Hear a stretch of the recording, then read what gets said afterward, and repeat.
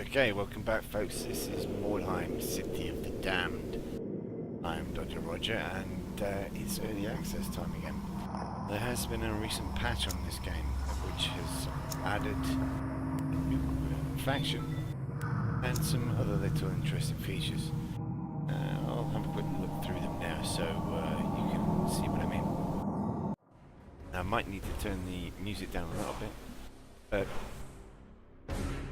yeah, for the time being I'll just leave it as is. So yeah, here we go. This is the hideout. This is one of the new features of Mordheim. Basically, from this area you can look at other parts of your warband, basically. It's all to do with the warbands at this stage, I think. By clicking on your character on the management button, or icon even, you can see what you've got in your warband. So yeah, I think it's a full 10-man squad. Yeah, obviously it's a big guy. Clicking on each one gives you the stats and the information as well. You can change your equipment around and armor as well. I'm not sure what these are yet. I assume that's either additional trinkets or armor. Again, there's additional information here. Enchanting and store, I think that says, although it's difficult to make it out. Actually, no, that's not a store, it's something else. Anyway, well, either way, still. It's adding quite a lot more information than was in the game previously. If I just go back. So yeah, each of these guys has a title. For example, leader, he's the captain. They all have individual equipment and they can change this around.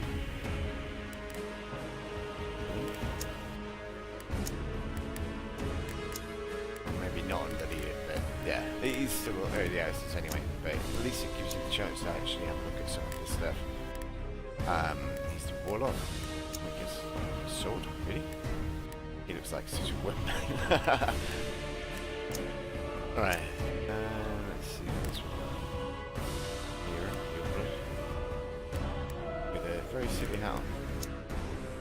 Yeah, that's the that's the mercenaries, the human mercenaries. So there are certain other bits that have added in that he wasn't in before, from what I recall. At least that headset wasn't, and neither was he. But yeah, they've added more facial expressions, or at least different heads of the characters.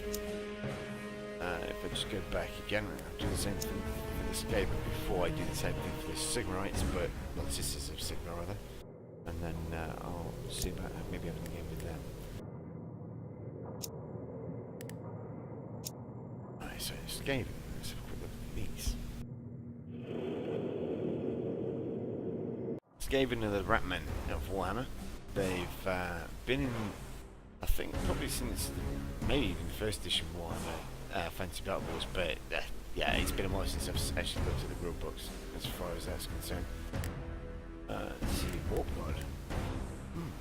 I suppose it wouldn't be a Storm Vermin because Storm Vermin are kind of elite god rather than a warband per se. But let's look at some of these. It looks like a bit of a weakling. Imagine him dying quite horribly. And of course the Rat Ogre. Impressive. Yeah, I think they might need to rework that. He's obviously impressive, but empty times one.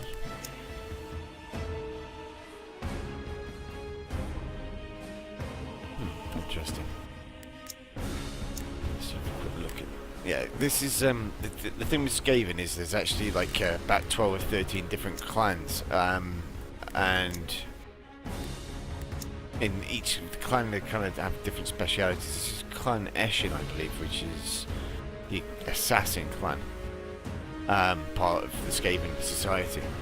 There's like another part of another clan here, for example, is engineers. Another one is devoted to worship of Nurgle, pretty much, which is the chaos god of disease and not nice things, basically.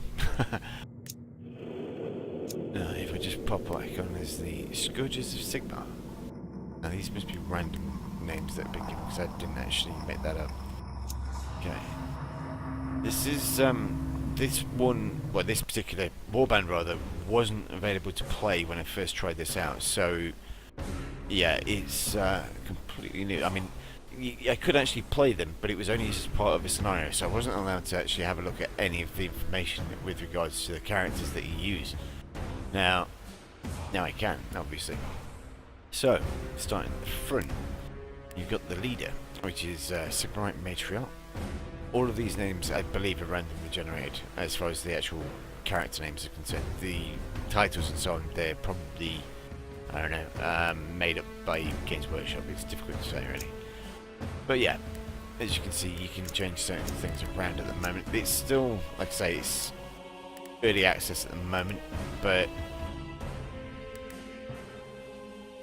as you can see, I mean, there's more information available now, so you can actually see what affects your character more. Yeah, that's quite useful. But just go back again. I'll quickly go through some of the other ones that I've noticed. This one I actually played it with one of the scenarios. This character was in it before. Now, she has, let's say, a large two-handed flail from what I remember.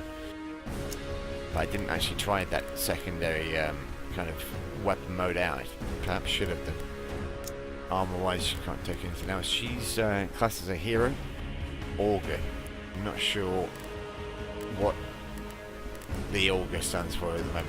It's difficult to say. Like I say, there's not that much information available other than maybe from the original game, i.e. the board game.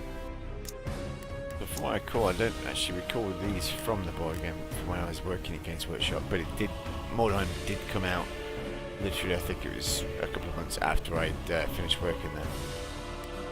Anyway, on to the next one. This is a Zealot. Again, unsure as to what exactly that entails as far as combat abilities go. Maybe more information will be gleaned at some later date.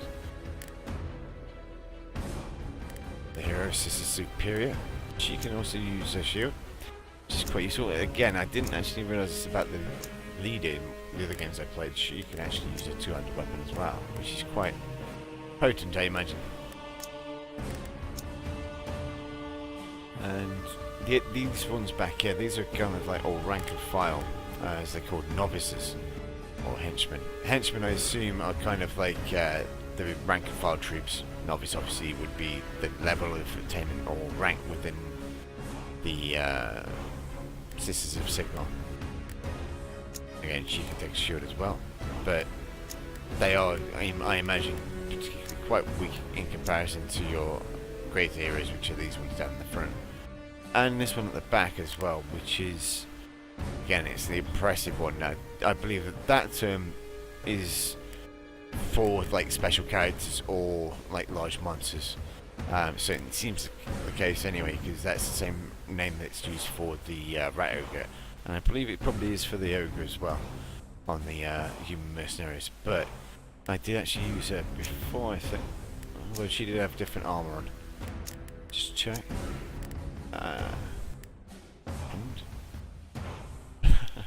Pendant does that, minus 3% all alone checks. So she's less likely to get scared because she's got a pendant done. Okay. She can take a helmet. Now that, yeah, I'll go with the helmet on that one, that's a lot better. But I think it was this character I used before, from what I recall, to take down a Rat Ogre. She absolutely ripped it to bits as well.